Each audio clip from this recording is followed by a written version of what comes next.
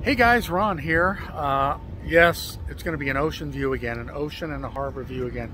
Oh, this lighting is really bad. Why am I here? It's a warm night. There's people everywhere, which happens on the warm night. I can't wait to come back here in the winter when there's nobody here. Maybe I'm a little bit of an anti-social. Really hard even to find parking. But I didn't get to see the ocean today, so I'm going to see it, albeit a dark ocean. You guys will see the waves rolling in, and you'll see some of the harbor too, maybe some boats going out. Things you don't see from any other people. Anyway, tonight I'm going to talk about the case that was referred to in the movie and the book called Bully. I believe the movie came out in 2001, and it's about the murder of Bobby Kent by, I believe, 7 other people who he knew. Some he knew well and some he knew nominally. So the murder of Bobby Kent, the book and the movie Bully. I've read the book many times, of course I've seen the movie. And the movie and the book are actually pretty factual. They really stick to the cases. They're pretty good with the case based on the participants' testimony and other things. So I'll talk about the case and tell you what happened. And all but, I think, 2 of the participants are out of jail. Now this happened a long time ago. This was in 1993 in Florida. And you know, I try to stay neutral and not judge my subjects, but I gotta say this was a group of really dumb kids. Dumb kids that went along with one person's plan to murder some guy because they had heard, or maybe one had experienced, that he was a real asshole, literally a bully, sadistic to some, and potentially violent, but not really, and I'll tell you what I mean. So we're going to go ahead. There's a lot of people around, but we're going to explore the case. We'll talk about the case, I should say.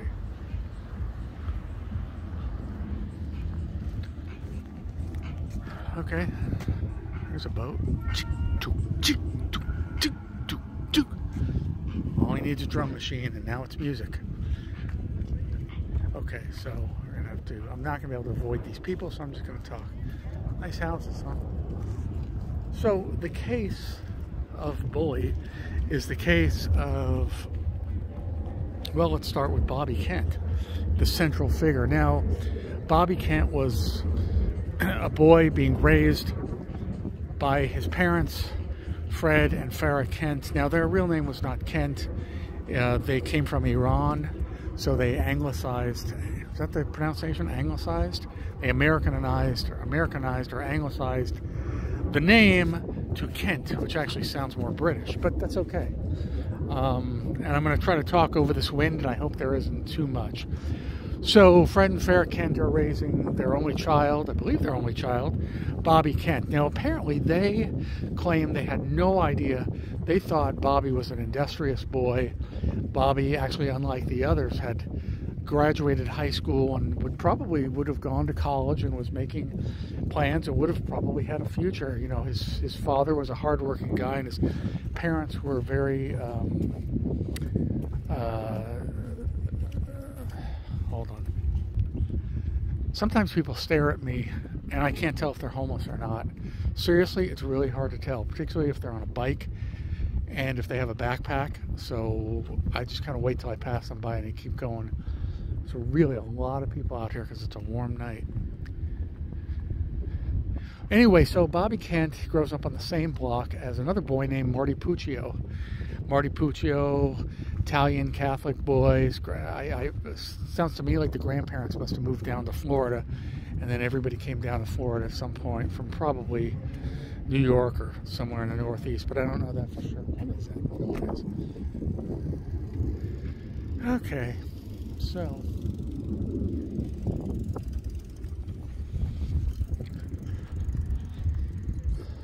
looks like daytime here. There's so many people tonight. So the Puccios don't really approve of Marty hanging out with Bobby Kent for whatever reasons, and Fred Kent really doesn't approve of Bobby hanging out with Marty because Marty's a high school dropout and he thinks that Marty is beneath him. So we have the two friends. They start as young kids, and by this time they're about 20 years old. And hold for a second here. Ba, ba, ba, ba, ba.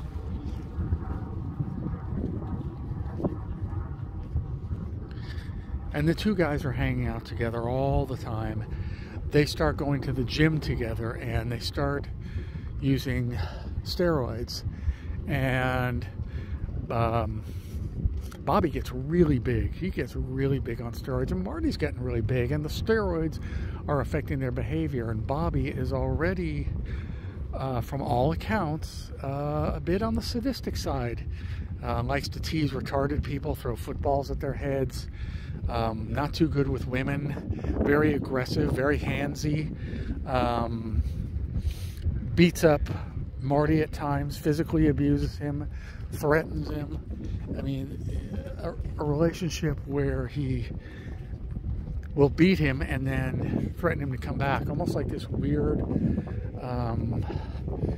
scenario in which he was like a borderline personality, and maybe he was, where he pushed Marty, but then he would never let Marty go far from his grasp. The two guys even went so far as to they had this idea in their head where they were going to make pornographic videos, cassettes, and of gay men, and market it to the gay market. Now, reportedly, neither Marty or Bobby participated in any of these. They proclaimed to the world they were both heterosexual, and there's no evidence otherwise. But strangely, the tapes that they wanted to make, and they made one, Rough Trade, which they tried to distribute, and they're very cruel to the man they enlisted to do it. Very cruel, and I believe they stole from him as well. And I believe he was quite a bit older than them in his 40s, and the guy was by himself in the video. So apparently it wasn't much of a quality video, even for a pornographic video. So I don't know whether there's, if you've seen the movie, there's a scene where both guys Marty and Bobby are in a gay bar, and Bobby is pushing Marty to get up on stage, where they're trying to meet these guys that they hope we can enlist to do their videos. Whether any of that happened, I don't know. What's interesting is that the dialogue for the movie echoes a lot of what's in the book. So, you know, we'll never know what the dialogue was. You've got to fill 2 hours on screen or 90 minutes, and you don't know what people are really saying to each other. That's, you know, taking dramatic license. But that's what they had to do. But it really doesn't matter, because even if the dialogue was a little different, I think they got the dialogue down from, I think that the dialogue that they used in the film, at least, and it's in the book, from these, you know, doper kids who are mostly high school dropouts, I think they got it pretty right. So I'm going to try to get away from all these. I don't think I've ever seen this many people, and it's almost 10 o'clock at night. A lot of tourists too. So Marty and Bobby are working together at a sandwich shop, and they meet Lisa Connolly and Allie Willis, who are friends. And Allie lives in another town in Florida, but she knows Lisa. I don't know how she knew Lisa, actually, but she did. But one thing about Allie Willis is she had been involved in an underage prostitution sting years earlier. So she already had a troubled past. Lisa was an overweight girl who was very insecure. Allie already actually had a child, which I don't believe they portray that in the movie.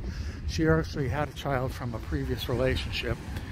So Allie and Lisa meet Marty and Bobby, and Lisa takes an instant liking to Marty, and they actually start, I don't know if you'd call it dating, but they start having sex.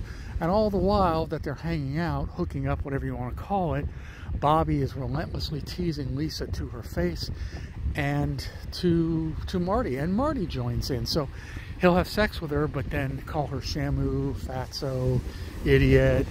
It's shown in the movie that Bobby had sex with her forcibly, probably as well. We don't know if that actually happened. But at some point, Lisa becomes pregnant with Marty's baby. And literally, Lisa was walking, because she didn't drive, she was literally walking in dirty, tattered clothes to the McDonald's to find some of her old high school friends, begging them to lend her money for an abortion. I think she ended up with $4 because, of course, Marty was demanding that she have an abortion. Now, at some point before this, Allie, her friend Allie Willis, and Bobby did hook up for maybe a couple weeks. Even in later talk shows, even on Dr. Drew, Alice refers to Bobby Kent as her ex-boyfriend that was abusive to her. Well, I don't know if I'd call it a boyfriend, girlfriend. They can call it whatever they want, but maybe it was a couple weeks while she was down there. And they, you know, in the movie they portray Bobby as turning the consensual sex they were having into sort of a rape. So who knows how much of it happened, but Allie calls it her ex-boyfriend who was abusive. Now, what follows next is Lisa is desperately trying to get enough money for an abortion to satisfy Marty, which of course she doesn't have. She's majorly in love with Marty, and Marty just wants the situation to be over. At the same time, there's a bit of controversy that they didn't portray in the movie, but it is said that Lisa Connolly, after dreaming up the idea, they portray it as happening on the beach one day when she was with Marty, and the same thing in the book, as Lisa says, basically, the answer to all our problems is to kill Bobby, because Bobby is abusive to Marty, Bobby is sadistic to Marty, and Lisa wants a life with Marty without Bobby interfering, which is why she fixed up, wanted Allie so badly to be with Bobby, hoping that there would be enough of a distraction that Bobby would leave her and Marty alone. But that didn't happen. So what did happen is, apparently, and like I said, this part was left out of the book, out of the movie, I should say. Apparently Lisa calls Allie when Allie's back up at her house in another town, Palm Bay, and says, Bobby is saying if you don't come back down here and see him again, he's going to kill you and your baby. So already, now we don't know how that happened, what happened. Allie denies that. Allie Willis says it was her understanding that she was to lure Bobby out into the open and that he was going to be beaten up. But that's absolutely a lie, because what transpired was, after Lisa decided that she wanted Bobby dead, there was sort of a rehearsal for it. It was just she and Allie lured Bobby out to the spot. They're having sex. Lisa got a gun from her mother and couldn't pull the trigger. So the very next day, Lisa decides to go enlist the help of a young guy, a kid that they thought was a hitman, who of course wasn't a hitman. He might have been affiliated with local gangs. His name is Derek Kaufman, and he's still in prison, and a troublemaker in prison apparently as well. So Derek Kaufman's trying to get a gun, and it seems most of Kaufman's motivation is he just liked being around the others. Now let me also step back. When Allie came down from Palm Bay after supposedly hearing this warning from Lisa, she brought a guy, again, dating is a loose term to use, but a guy she was seeing named Donnie Simonak. She brings Donnie Simonak with her to visit, come see Lisa, get all this sorted out. And a third friend, and this girl is named Heather Swallers. Heather Swallers, what a troubled past. She actually was in the house when she was a child while her grandfather killed her grandmother with a claw axe. I mean, it was really horrible, horrible stuff that Heather went through. And her mother, who went crazy after, would force her to listen to the transcripts of the trial that she would read repeatedly. So Heather was in drug rehab, I believe, at the time, but they get her out, and the three of them, Heather Swallers, Donnie Simonak, and Allie Willis, head down to meet up with Lisa Connolly and Marty Puccio. And they also enlist the help of Lisa's cousin, Derek DeVerco. So now there's this group of people, and Lisa is kind of the ringleader, saying we've got to kill Bobby and I want it done tonight. So with the 7 of them now, including Derek Kaufman, the 6 of them go visit Derek Kaufman, and Derek Kaufman tries to get a gun, but eventually he never could get a gun. I think what happened was that Derek DeVerco actually ended up getting a bat from a friend of his who lent him the bat, saying they're going to play some night baseball. So they have these knives and bat, and Lisa has her gun, her mother's gun, which she stole. And they're all 7 of them hanging out. And as I was going to say before, it seems that Derek Kaufman, the so-called hitman, his motivation seemed to be these girls that he was suddenly hanging out with that he wanted to impress. He didn't know any of them. Of course, Donnie Simonek didn't know any of them either. He was just had been hanging out with Allee Willis for a while. Same with Heather Swallers. She just knew Allee Willis, but she was along for the ride. So on that fateful night, they devise a plan where they're all going to go out to this construction site, undeveloped land, and it's very swampy out there in Florida, lots of alligators. So they go out to the shore in a couple of cars, and, you know, depending on who you believe, DeVerco, Lisa's cousin, claims that they were just going to beat him up, Bobby Kent, that there's no murder was going to take place. But it's clear that all the participants knew there was going to be a murder. In fact, Donnie Simonek, the guy that was hanging out with Allee Willis, her quote-unquote boyfriend, said, I'll stick him, I'll do it first, I'll do it first. And in fact, he did. He had a little knife with him. So they go out, they go to the shore, and I don't know, the shore, the swamp, and the plan is that Allie is supposed to take Bobby away from the group, go up to the edge of the swamp, have sex, and not really relay what the others were going to do. I'm sure Bobby didn't care what the others were going to do as long as he was getting his. Well, Heather walks up there with him, and the plan was for Heather to say something to the group about, I wonder if there's crocodiles or alligators in there. Well, Heather dutifully walks back to the group, says what she's supposed to say. This is the cue for the group to start wailing on Bobby Kent, and they did. And Donnie Simonek stuck him first with a few blows with a knife. He turned around and he was stabbed by his best friend, his brother, his comrade in arms, Marty Puccio. And supposedly he says, Marty, why? I'm sorry, whatever it is, I'll fix it. And his intestines are hanging out and he's holding them in. I mean, really, really gross, disgusting stuff. And then Bobby, even being cut, even with all those injuries to himself, he makes a run for it. And he runs a pretty long way until Marty and Derek Kaufman, the hitman, the so-called hitman, catch up with him. They get him in front of the lights of the car. I believe it was Allie's Mustang. And DeVerco pummels him. DeVerco. There were 2 Dereks. Derek Kaufman pummels Bobby on the ground with a bat, the baseball bat.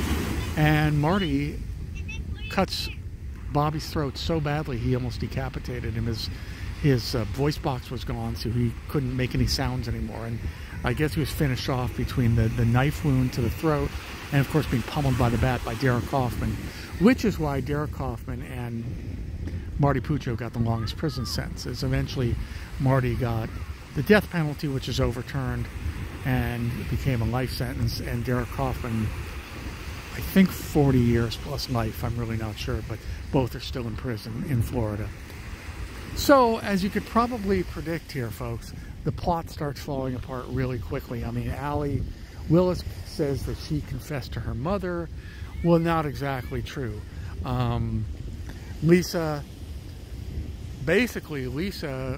in the movie they show Lisa confessing to a friend of hers that works at Taco Bell or something. Now, what in actuality, Lisa did try to recruit this girl to go out to the site, to drive her out there, back out to the site after it had been done the next day. look for any evidence they might have left or tire tracks. And the girl got suspicious and eventually called the police. Now, also, Derek DeVerco, the cousin, who did not participate but helped carry the body with Derek Kaufman. He was ordered by Derek Kaufman to carry the body, the almost dead body, into the swamp to left be killed by alligators and creatures. It's another thing, they never even buried him. I mean, real geniuses, these kids. Kaufman basically confessed. In fact, he cut a plea deal, and he even led the investigators to the murder scene, to where Bobby Kent's body was. So this is a very sad case, a case that never should have happened. And like I said, it's portrayed in a film called Bully, in the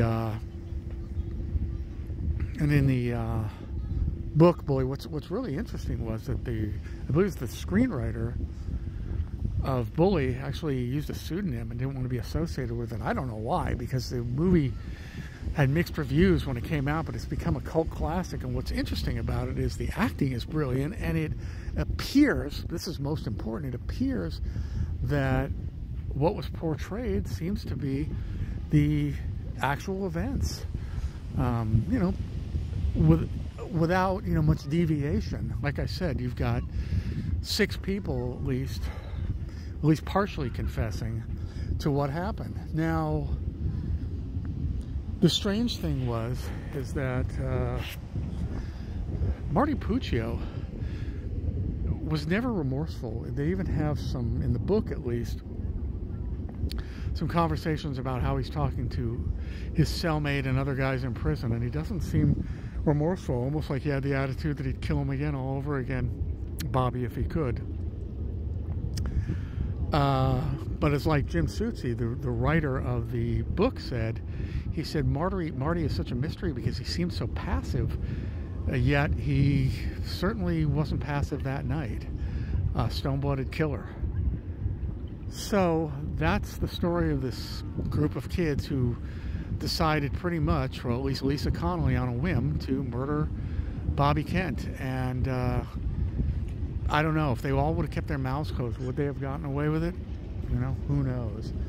All we know is that they all went to prison for various lengths of time, and all are out of prison except for Marty Puccio and Derek Kaufman. Actually, I take that back. Donnie Simonak.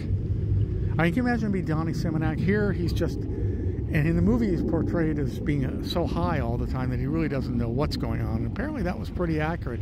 Here's Donnie Simonak. It's literally his 18th birthday. His mother was planning a party for him, but he comes down with Allie, and on his 18th birthday, he stabs a guy, or he starts the process.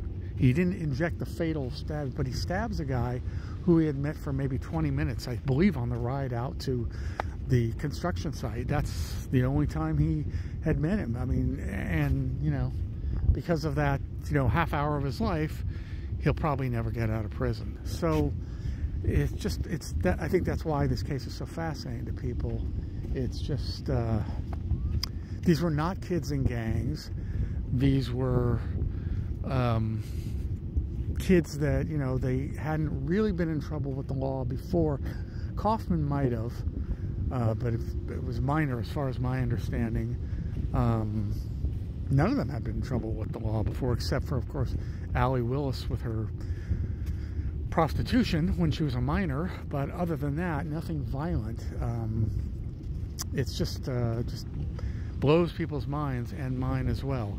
So that's the case. You can look it up. There's a lot of good information besides the information I just gave you. I think one of the few, if not the only one, who doesn't do interviews is Heather Swallers, who really participated the least. I think she ran after saying, "Are there any alligators here?" and giving her cue. I think she ran back to the car and buried her head in the back seat and never looked up again until the whole thing was over and wanted to go home. So, like I said, she had just escaped rehab or gotten out of rehab. She had the lightest sentence, and she just apparently wants to distance herself from it. I believe She's living in Georgia with a husband and has some children, but I'm not 100% sure on that. Anyway, Lisa Connolly did have Marty's child and is raising the child. And I believe she has another child as well. And Allie Willis, I believe, had another child and got married. It's hard to keep track of these people, but that's what happened. So, really dark. Really dark, just silhouette. Maybe it's fitting with the lights behind me. All right, guys, Ron here. If you like the channel, please subscribe. If you do subscribe, please hit the little bell icon next to the subscription button. You'll get notified when I post. And please give it likes. I really appreciate it, folks, because that's the algorithm that pushes videos along on YouTube. All right, from the dark, I will see you folks at the next location. Thanks again. Bye-bye.